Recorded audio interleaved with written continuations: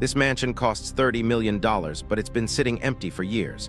And what we discovered about why no one will buy it is absolutely shocking. Located in one of the most exclusive neighborhoods in America, this 25,000 square foot mega mansion has everything you'd expect from a $30 million property. 12 bedrooms, 18 bathrooms, a movie theater, indoor pool, wine cellar that holds 2,000 bottles, even a nightclub in the basement. But here's the thing. It's been on the market for over 4 years. 4 years, dozens of wealthy buyers have toured it. Real estate agents call it a masterpiece, so why won't anyone buy it? The answer is darker than you think. Our story begins in 2016. A tech entrepreneur, let's call him Marcus, made his fortune selling a startup for $500 million. At just 34 years old, Marcus had more money than he could spend in 10 lifetimes, so he decided to build his dream home. He bought a 5-acre plot in an ultra-exclusive gated community where the average home sells for $8 million. But Marcus didn't want average. He hired one of the most expensive architects in the world. The budget, unlimited. The timeline, take as long as you need to make it perfect. 3 years and $35 million later, the mansion was complete. It had everything. Custom Italian marble flown in from Tuscany, a rooftop helipad, smart home technology that controlled over 500 different systems, floor-to-ceiling windows with bulletproof glass, an underground garage that could fit 20 cars. But Marcus would never spend a single night in it. See, while the mansion was being built, Marcus's life fell apart. His second startup failed spectacularly, losing $200 million in investor money. His marriage collapsed after it was discovered he'd been hiding the extent of his financial problems. And then the lawsuits started. Investors wanted their money back. His ex-wife wanted half of everything. Creditors were circling, and Marcus, he needed cash fast. So in 2019, the mansion hit the market at $32 million, already a loss from what he spent building it. The listing went viral. Articles were written about it in luxury magazines. Virtual tours were viewed millions of times online. Real estate agents were confident. This will sell in 6 months, they said. They were very, very wrong. 4 years later, the mansion is still empty, still for sale. And the reasons why reveal some uncomfortable truths about wealth excess and what actually makes a house valuable. Let's start with problem number 1, the location curse. Yes, it's in an exclusive neighborhood. Yes, the views are spectacular. Yes, it's gated and secure and private. But it's also 45 minutes from downtown, 35 minutes from the nearest upscale shopping district, and an hour from the international airport in good traffic. For the ultra-wealthy, time is more valuable than money. They want convenience.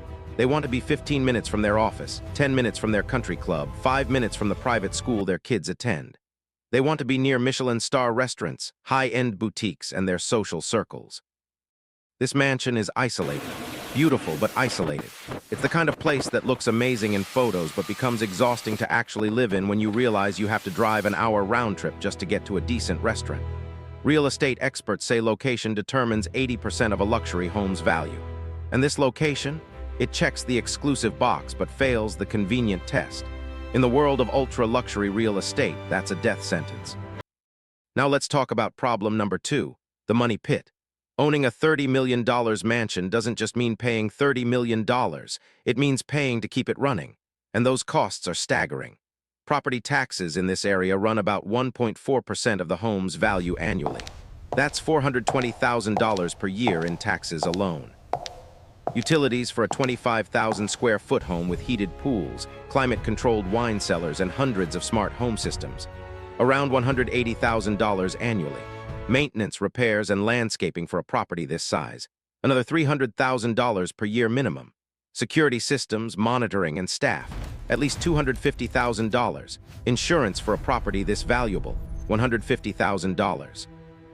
Add it all up, and you're looking at $1.3 million every single year just to own an empty house.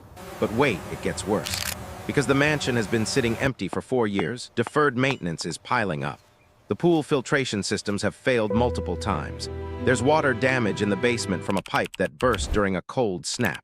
The landscaping has become overgrown in places. Smart home system, which was cutting edge in 2016, is now outdated and incompatible with current technology. Any buyer would need to spend another $2 to $3 million just to bring the property back to showroom condition. And they'd need to do it before they could even move in. For most people looking at $30 million homes, this is a deal breaker. They want move-in ready. They want perfection. They don't want a fixer-upper, no matter how spectacular it might be. But the maintenance costs and deferred repairs aren't even the biggest problem. That brings us to issue number 3. Marcus built his dream home, but it's nobody else's dream. See, Marcus had very specific tastes. And when you have unlimited money and complete creative control, those tastes get expressed in interesting ways. The mansion has a medieval-themed dining room complete with suits of armor and a table that seats 24 people.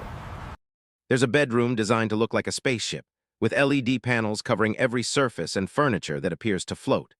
One bathroom features a $400,000 custom aquarium built directly into the wall, with exotic fish that require specialized care. The home theater doesn't look like a normal theater.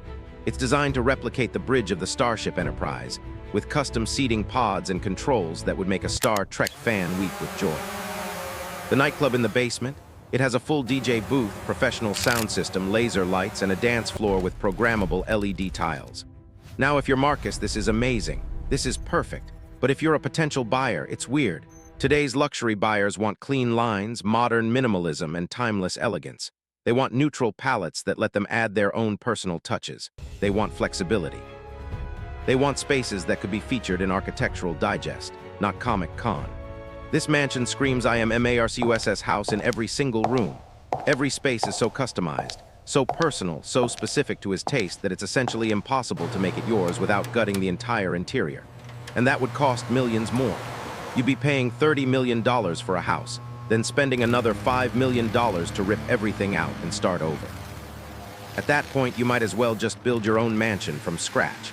As one luxury real estate agent put it, over-customization is the kiss of death for resale value. When you build a house for yourself and only yourself, you make it impossible to sell to anyone else.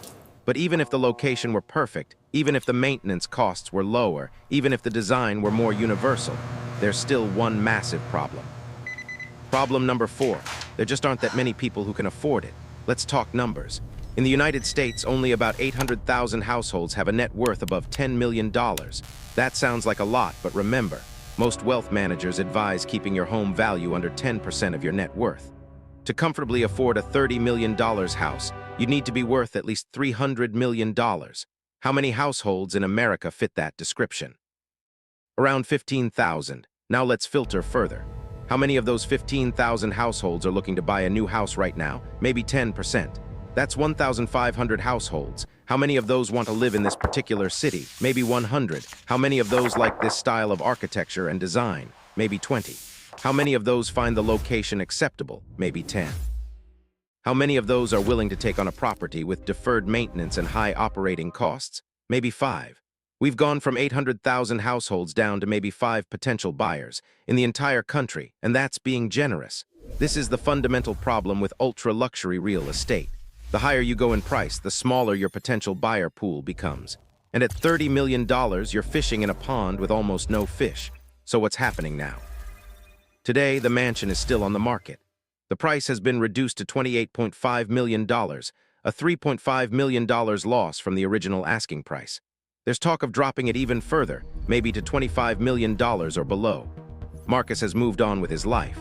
He settled the lawsuits, paid his debts, and now lives in a 3,000 square foot home in Austin, Texas that cost $800,000. In interviews, he said he's happier now than he ever was during his ultra-wealthy phase. Meanwhile, his dream house sits empty. The furniture is covered with sheets. The pools are drained. The landscaping is maintained by a skeleton crew. Occasionally, a real estate agent brings through a potential buyer, but so far, no one has made a serious offer. Some locals have started calling it the Ghost Mansion. Others call it a monument to excess. A few have suggested it should be turned into a luxury hotel or event space, but the location makes that impractical too. So it waits and waits, slowly deteriorating. A $35 million dream that turned into a $28 million nightmare that no one wants.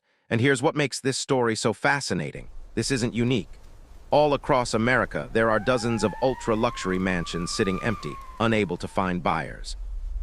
In Los Angeles, a $150 million mansion took years to sell and eventually went for less than half the asking price.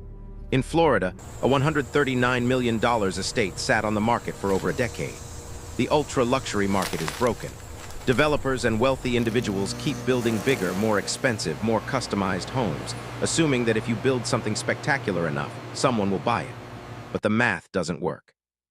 The buyer pool is too small, the carrying costs are too high, And the more customized a property is, the harder it becomes to sell. So what's the lesson here? Money can build a palace, but it can't guarantee someone will want to live there. Sometimes the most expensive things in the world are the ones nobody wants. And maybe, just maybe, that $800,000 house in Austin is worth more than a $30 million mansion that sits empty. Because at the end of the day, a house isn't just about square footage or amenities or price tags. It's about whether it works for your life, whether it makes sense, whether it feels like home.